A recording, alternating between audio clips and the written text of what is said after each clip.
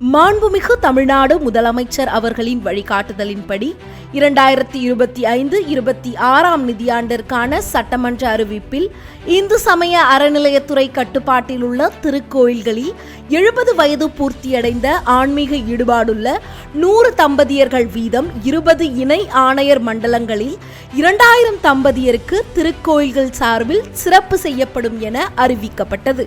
அதன் அடிப்படையில் மாண்புமிகு தமிழ்நாடு துணை முதலமைச்சர் திரு உதயநிதி ஸ்டாலின் அவர்கள் சென்னை திருவல்லிக்கேணி அருள்மிகு பார்த்தசாரதி சுவாமி திருக்கோயிலில் நடைபெற்ற விழாவில் 70 வயது பூர்த்தியடைந்த மூத்த தம்பதிகளுக்கு இந்து சமய அறநிலையத்துறை திருக்கோயில்கள் சார்பில் சிறப்பு செய்யும் திட்டத்தை 10/11/2025 அன்று தொடங்கி வைத்து 200 மூத்த தம்பதியினருக்கு சிறப்பு செய்தார்.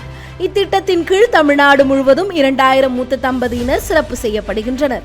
இத்தம்பதியினருக்கு 2500 ரூபாய் மதிப்பிலான வேட்டி மற்றும் சட்டை, புடவை, ரவிக்கை, பழ வகைகள், மஞ்சள், குங்குமம், கண்ணாடி, வளையல் உள்ளிட்ட மங்கள பொருட்கள் மற்றும் சுவாமி படம் ஆகியவை வழங்கப்படுகின்றன.